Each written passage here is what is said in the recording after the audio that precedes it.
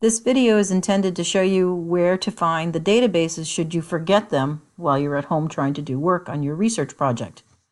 Go to the home page of our school. You can start anywhere. Up here under Departments, page down to Library Services. Select the first link here, the high school and the Eugene Brooks Intermediate School Library.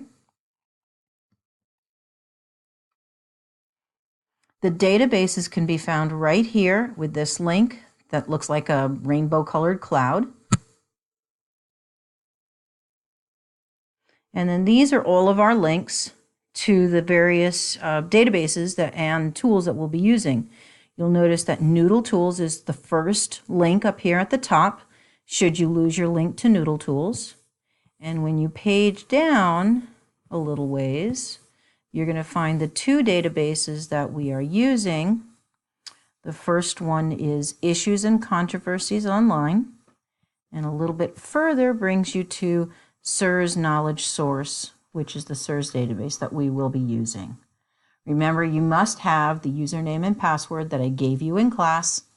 And remember, too, that you can always text me via Remind should you forget that password.